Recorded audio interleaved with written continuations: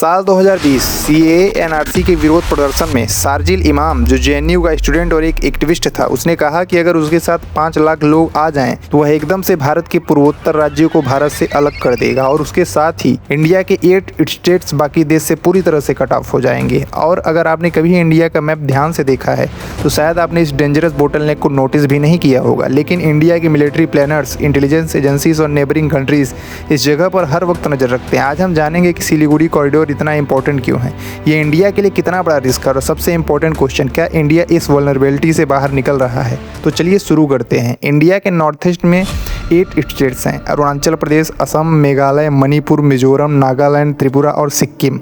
इन states में 5 करोड़ से ज़्यादा लोग रहते हैं। प्रॉब्लम यह है कि इन पूरे स्टेट्स को मेनलैंड इंडिया से कनेक्ट करता है सिर्फ एक नैरो कॉरिडोर। ये कॉरिडोर वेस्ट बंगाल के सिलीगुड़ी एरिया में लोकेटेड है और सबसे नैरो पॉइंट पर इसका जो विड्थ है सिर्फ 22 किलोमीटर का है। हाँ, 22 किलोमीटर, मतलब कई लोग रोज उससे भी ज़्यादा डिस्टेंस ऑफिस जाने में ट्रैवल करते हैं। एक तरफ 1.4 बिलियन लोगों का देश और दूसरी तरफ स्ट्रेटेजिक फ्यूचर एक 22 किलोमीटर ट्रिप पर डिपेंड करता है। लेकिन अभी असली प्रॉब्लम शुरू भी नहीं हुई।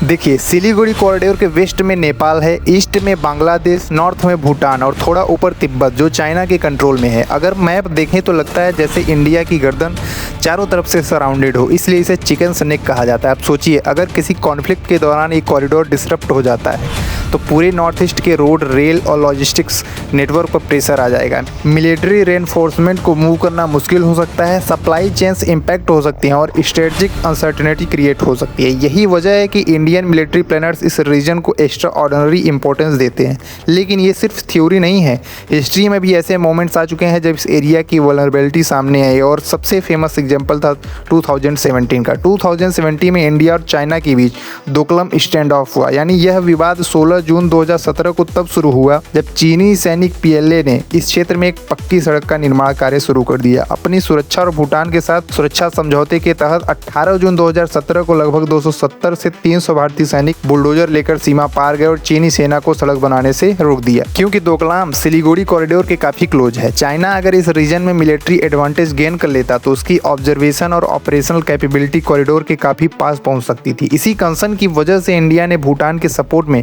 इंटरवेंशन किया और 73 दिनों तक स्टैंड ऑफ चला। 73 दिन, सोचिए टेंशन कितनी हाई रही होगी। न्यूक्लियर पावर्स के सोल्जर्स एक दूसरे के सामने और पूरी दुनिया देख रही थी। ये एरिया भूटान के पास लोकेटेड है। जब चाइनीज रोड कंस्ट्रक्शन और मिलिट्री एक्टिविटी को लेकर टेंशन बढ़े तब पूरे साउथ एशिया की नज़रें इस रीजन पर टिक गई। क्यों?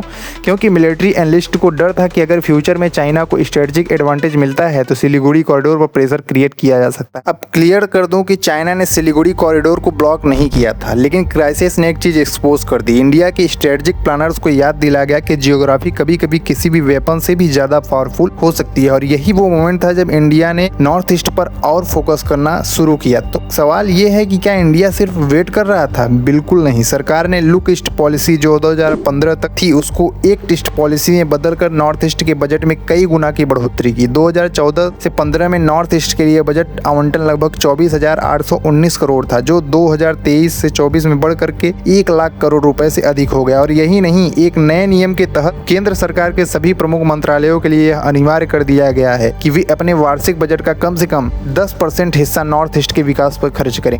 इंडिया ने पिछले कुछ सालों में नॉर्थ ईस्ट में नए highways, railway expansion, bridges, airfields, border roads, इन सब पर इन्वेस्टमेंट की है और लॉजिस्टिक नेटवर्क पे भी। गोल सिंपल है, अगर एक रूट वल्नरेबल है तो मल्टीपल रूट्स क्रिएट करो। एग्जाम्पल के लिए नॉर्थ ईस्ट में रेल कनेक्टिविटी रैपिडली इंप्रूव हुई है, स्ट्रेटेजिक रोड्स को अपग्रेड किया गया है, मिलिट्री मोबिलिटी को स्ट्रेंथ किया गया, लेकिन यह भी एनफ नहीं था। इंडिया ने एक और इंटरेस्टिंग स्ट्रेटजी अडॉप्ट की, रीजनल कनेक्टिविटी, और यहाँ एंट्री होती है बांग्लादेश की। अब एक इंटरेस्टिंग क्वेश्चन, अगर आपके घर का फ्रंट गेट कंजेस्टेड हो तो आप क्या करोगे? दूसरा गेट यूज करोगे। एग्जैक्टली इंडिया भी कुछ सिमिलर कर रहा है। इंडिया और बांग्लादेश के बीच कनेक्टिविटी प्रोजेक्ट्स रैपिडली बढ़े हैं। Road links, rail links, waterways, trade corridors, ये इनिशिएटिव नॉर्थ ईस्ट तक एक क्रॉस इंप्रूव करने में हेल्प कर सकते हैं और लॉजिस्टिक को डाइवर्सिफाई कर सकते हैं। तो दोस्तों, सिलीगुड़ी कॉरिडोर इंडिया की सबसे इंपॉर्टेंट स्ट्रेटजिक वल्नरेबिलिटी में से एक है। सिर्फ 22 किलोमीटर वाइड ये कॉरिडोर नॉर्थ ईस्ट इंडिया को मेनलैंड इंडिया से कनेक्ट करता है। इसकी जियोग्राफी इसे सेंसिटिव बनाती, लेकिन वल्नरेबिलिटी का मतलब वीकनेस नहीं होता। अगर प्रॉब्लम आइडेंटिफाई हो जाए तो उस पर सिस्टमेटिक काम किया जाए तो वही वल्नरेबिलिटी फ्यूचर स्ट्रेंथ में कन्वर्ट हो सकती है। लेकिन सवाल आपके लिए है, अगर आप इंडिया के स्ट्रेटजिक प्लानर होते तो सिलीगुड़ी कॉरिडोर को सिक्योर करने के लिए सबसे पहला स्टेप क्या लेते? कमेंट सेक्शन में जरूर बताएं। और अब स्क्रीन पर जो वीडियो आ रहे हैं उसमें हम एक्सपोज करते हैं कि कैसे अमेरिका ने दशकों तक पाकिस्तान को अपने जियोपॉलिटिकल ऑब्जेक्टिव्स के लिए यूज किया। मिलते हैं अगले वीडियो में। जय हिंद।